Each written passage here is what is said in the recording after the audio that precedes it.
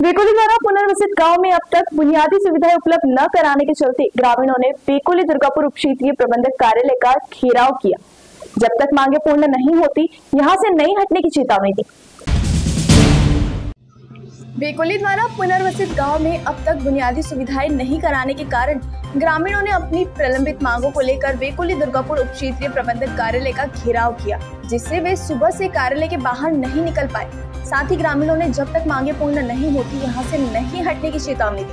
इस समय आंदोलनकर्ताओं ने बताया कि सिनाला, मसाला, पुराना तथा नवे गांव यह गांव वेकोली दुर्गापुर ओपन कास्ट प्रकल्प के कारण पुनर्वसित हुए। पुनर्वसन के 7 से 8 वर्ष बीतने के बावजूद ग्रामीणों की प्रलंबित मांगों पर ध्यान नहीं दिया गया, जिसमें शुद्ध जलापूर्ति, स्थानीय बेरोजगार युवाओं को रोजगार, पुनर्वसित गाँव स्वतंत्र गट ग्राम पंचायत के रूप में घोषित करने, कोंडवाना, कोटुल आदिवासी पेंठाना स्थल के लिए अनुमति देने, सुरक्षा के लिए गाँव के लोगों को 400 वॉट हेलोजन लाइट गांव में लगाने, पुनर्वसित गांव सिनाला, मसाला, पुराना, नवे गांव इन गांवों का तत्काल सीमांकन किया जाए। 22 व्यवसायियों को तत्काल व्यवसाय के लिए जगह उपलब्ध कराने सहित अन्य मांगों को लेकर आज ग्रामीणों ने घेराव किया। दुर्गापुर पुलिस प्रशासन द्वारा आंदोलनकर्ता तथा वेकोली प्रबंधक के बीच मध्यस्थता करने की कोशिश की गई, लेकिन समाधान नहीं होने के कारण ग्रामीणों ने अपनी मांगों को लेकर अड़े रहे। ग्रामीणों ने बताया कि जब तक वेकोली मुख्यालय से लिखित आश्वासन या क्षेत्रीय महाप्रबंधक द्वारा आंदोलन स्थल पर भेंट देकर आश्वासन नहीं दिया जाता, तब तक उप क्षेत्रीय प्रबंधक को कार्यालय से बाहर नहीं जाने देंगे।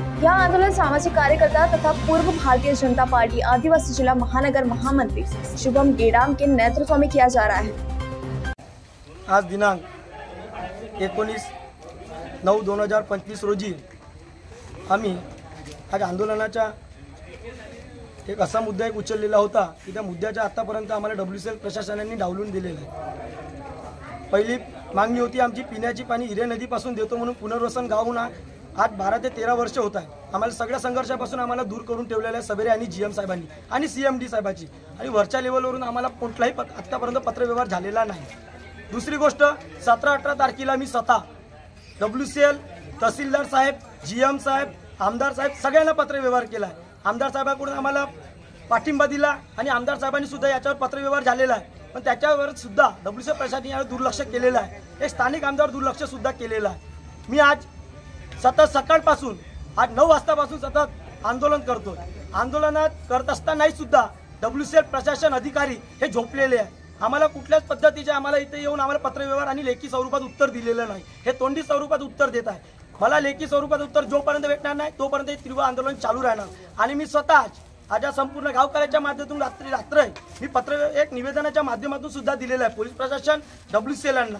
आज मी स्वतः रात्री टाळाठोक आंदोलन करतोय आणि त्यानंतर आमच्या जे मागणी आहे, आमच्या 8 मागण्या, जोपर्यंत आमच्या 8 मागण्या पूर्ण होत नाही तोपर्यंत मी तीव्र आंदोलन असंच चालू राहील। आणि याच्यानंतर मी स्वतः आमरण उपोषणला पण सुद्धा बसता संपूर्ण गावकऱ्याच्या माध्यमातून। आणि पहिला आहे तो पाण्याचा प्रश्न।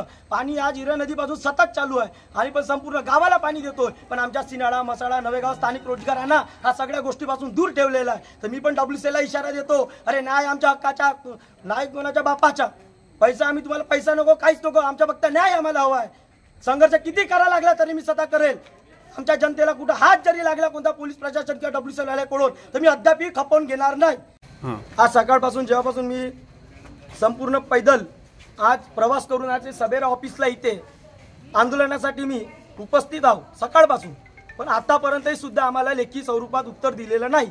त्याच्यामुळे सबेरा साहेब आणि यांना घेराव करून ठेवलेला आहे।